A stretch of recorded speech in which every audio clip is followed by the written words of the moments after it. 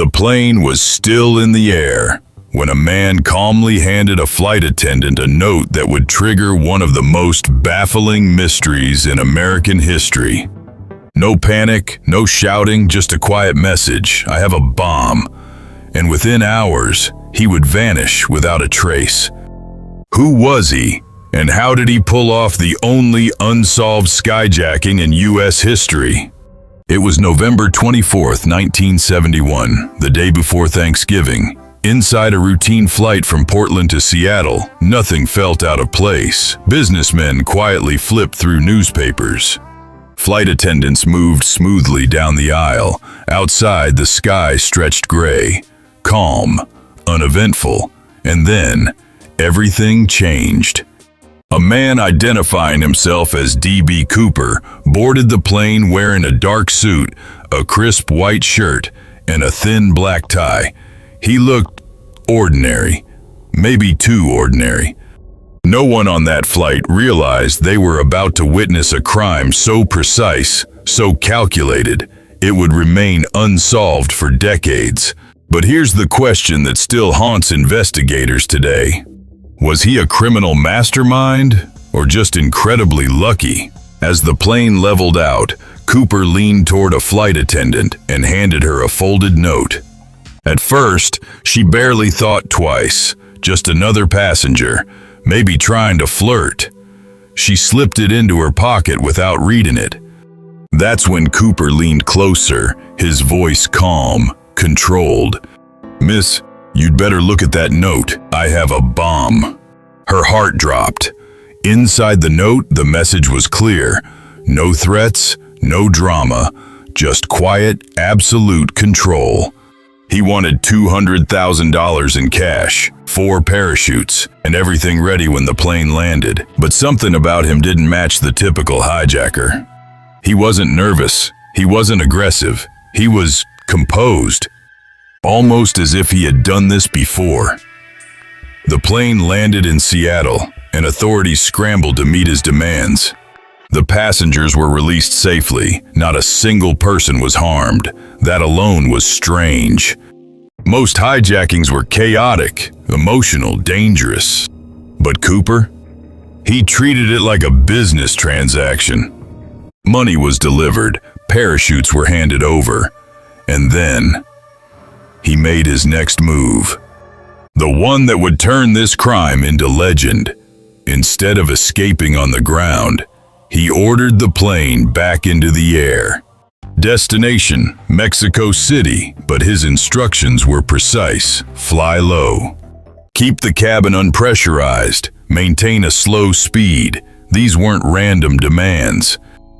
They were technical, precise in every move. Cold, calculated, almost expert level. That's when investigators realized this man knew aviation, but how well? And more importantly, what was he planning to do mid-flight?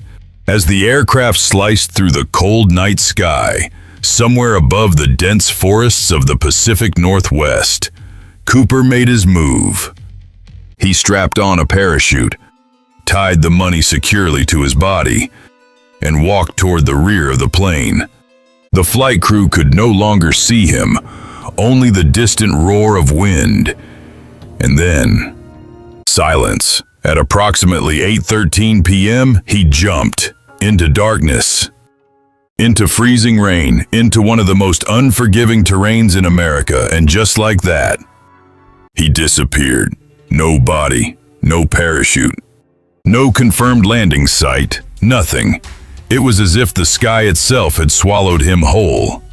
But this is where the mystery deepens, because a jump like that, at night, in a storm, over rugged wilderness, should have been a death sentence.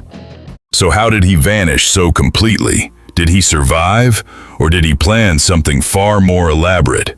The FBI launched one of the most extensive manhunts in its history. Agents searched forests, rivers, mountains, nothing.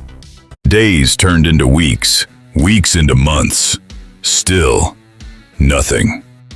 But then, small clues began to surface. and each one raised more questions than answers. 9 years later, in 1980, a young boy digging along the banks of the Columbia River uncovered something shocking: bundles of cash. Decaying, weathered, but unmistakable, the serial numbers matched the ransom money given to Cooper. But here's the strange part: only a small portion of the money was found. The rest? Gone, scattered, hidden, still with Cooper, no one knew. And investigators couldn't explain how the money ended up there. Was it buried intentionally or carried downstream from somewhere else? It didn't make sense, and it still doesn't. Over the years, dozens of suspects emerged. Former military paratroopers, disgruntled ex-pilots, even ordinary civilians with mysterious pasts. Each theory felt convincing until it wasn't. No fingerprints matched, no DNA confirmed. Every lead eventually collapsed. It was like chasing a ghost. But perhaps the biggest twist in this story isn't who Cooper was. It's how perfectly he executed the plan. Think about it. He chose the exact aircraft that allowed rear stair access mid-flight. He understood altitude, speed, and cabin pressure. He demanded multiple parachutes, possibly to prevent sabotage. He remained calm the entire time. That's not luck. That's planning. So the question becomes, was D.B. Cooper a trained operative? A military expert, or someone hiding in plain sight, with skills no one ever expected? And then there's the most chilling possibility of all. What if he got away? What if Cooper survived the jump, escaped into the wilderness, and lived the rest of his life in complete anonymity? It sounds impossible, but not entirely. Because despite decades of investigation, no definitive evidence has ever proven he died, and no one has ever proven he lived either. He exists in a strange space between myth and reality, a man who may have beaten the system completely. In 2016, after 45 years of searching, the FBI officially closed the case. Not because they solved it, but because they couldn't. They ran out of leads, ran out of evidence, ran out of answers. And just like that, one of America's greatest mysteries was left unresolved. But maybe that's what makes this story so powerful. Not the crime itself, but the absence of an ending. Because in a world where almost everything is tracked, traced, and recorded, a man once stepped onto a plane, committed a flawless hijacking, jumped into the night, and vanished forever. So the next time you look up at the sky, ask yourself this: did D.B. Cooper die in the darkness that night? Or did he land safely, walk away, and carry his secret to the grave, because somewhere out there, the truth still exists, waiting, unfound? If you want to uncover more hidden truths and cinematic stories, subscribe to Reality Docs. Decode now.